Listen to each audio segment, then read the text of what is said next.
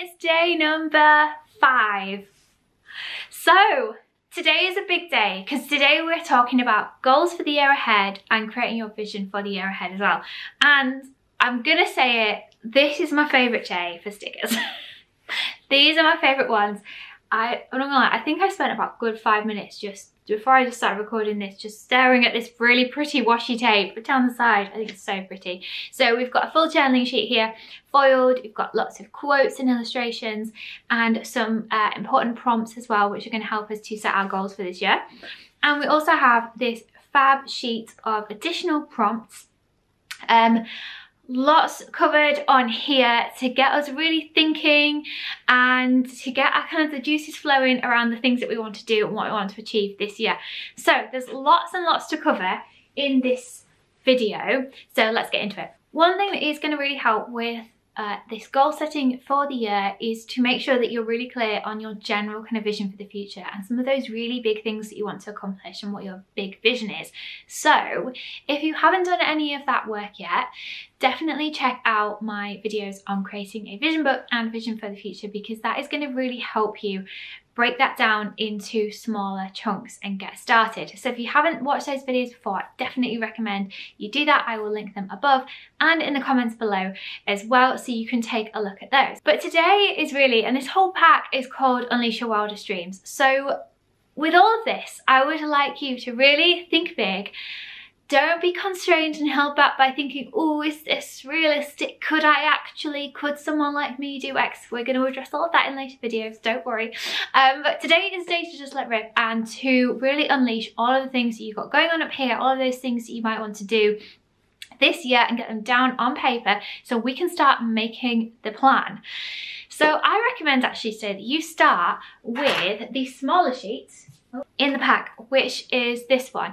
Now, the reason I've designed it like this is because you can use these as headers for the top of your pages in your journals, and then brain dump all of the different things that you might want to do or achieve or experience under all of these headings. So I also recommend that you leave plenty of space, like literally put it at the top of the page, even if you can't think of anything today, because we're going to be coming back to this, because that's the other thing that I want to really emphasize here, is that you don't have to do all of this and do all of the thinking today. Add a few things in. You might come up with other things later on. Maybe when you're about to fall asleep tonight, you'll be like, oh, you know what, I actually really want to read that book, or I really want to do that this year, I really want to do this.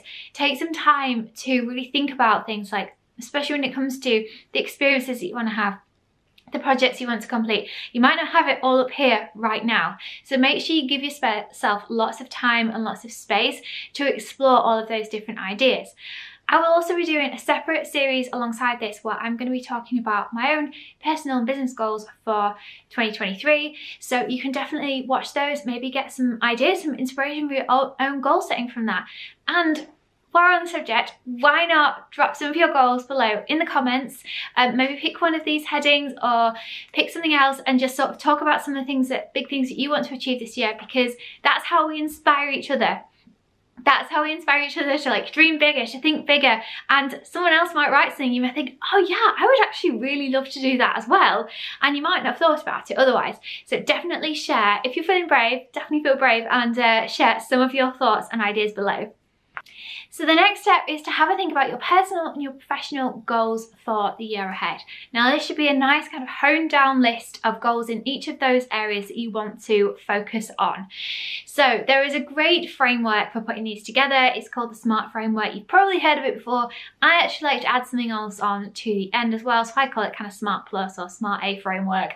But just as a refresher, the S stands for specific. So is your goal nice, specific and focused, or is it sort of vague and wishy-washy? Make it nice and specific, because you're going to need to be able to hold yourself accountable to that.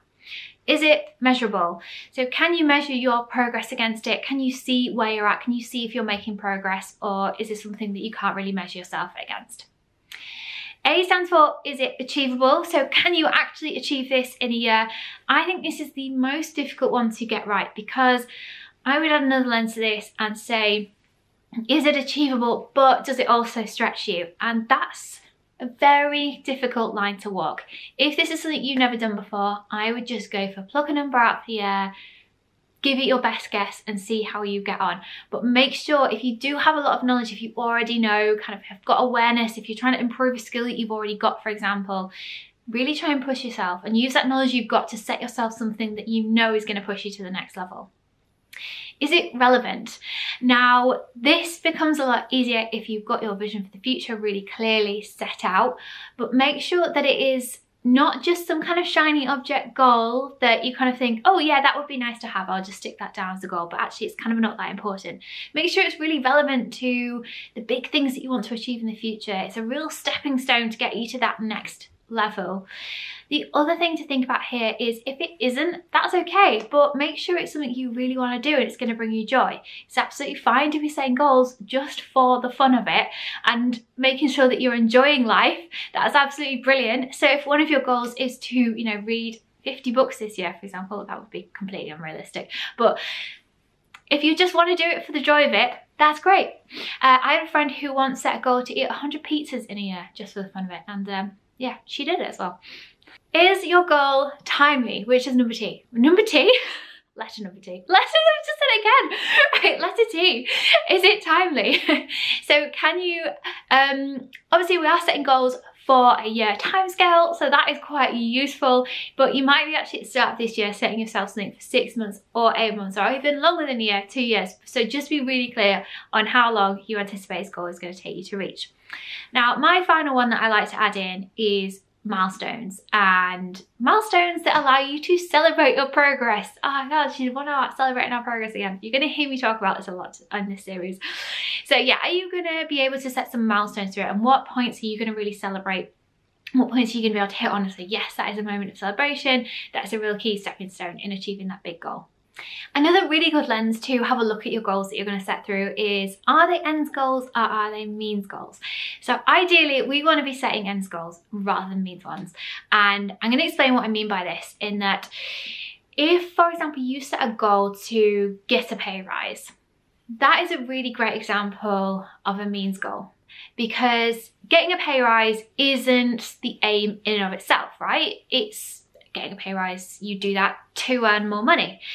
If you set yourself up to think that there is only one way to achieve a goal, and this example being my only option to earn more money is to get a pay rise, you're going to be limiting yourself to a whole range of other ways, other opportunities that you can tap into to actually achieve it. So don't limit yourself into thinking there is only one way to achieve something. Instead, set a goal that is about what's the end goal, what is the thing that I'm actually trying to achieve, rather than the goal being the method by which you're going to achieve it. And so a really good way of understanding and testing whether it's an end goal or means goal is why. Is asking yourself why. Why am I doing this? Why am I setting this goal? And if the answer to that question is the goal itself, actually the true goal, then you know that that's a means goal and not an ends one. I hope that makes sense. I'm not sure if I've explained that as well as I could have done, but yeah, let me know if I haven't below, and I will do some extra stuff on stories or something. My final tip for you, and again, if you follow me for a while, you'll hear me talk about this a lot, is understanding your why. Now, writing down your why and being clear on that and writing it down in your journal right next to your goals is going to be the thing that picks you up when it's really difficult, when things get really hard, when you're not making progress, when you're feeling demotivated. Reading and remembering why you're doing this is going to be the thing which really helps you to keep going. So having a clear why, having a why that gets you excited, having a why that gets you filled with like motivation, inspiration, is going to really help you to stay motivated, as I say, and achieve this goal. So why do you want to earn more money? Why do you want to get healthier, get fitter? Why do you want to get a new job? You know, what's it going to mean for your life? What is it going to mean when you achieve it? How are you going to feel? And what is your day going to look like? So have a think about all of that and really explore it. You could even do this and just sort of put on some quiet, nice meditation music and just do some visualization of what it's going to mean, and visualize yourself achieving the goal. It's a really great way to understand the impact it's actually going to have on you, because then by imagining yourself achieving it, you get to experience all of the emotions that come with that achievement. So as I say, if you're looking for a bit more inspiration, I'm going to be doing just a kind of side-by-side series where I talk about my goals for the year ahead, which I hope will hopefully give you some ideas or inspiration if you are struggling with any of this. And I really hope you enjoy setting your goals today or over the next few days. Like, make sure you give yourself some time to have a think about it, to have a ponder, to work out what's most important to you and what you really want to focus on this year. All right, so have a brilliant day and I will see you in the next video.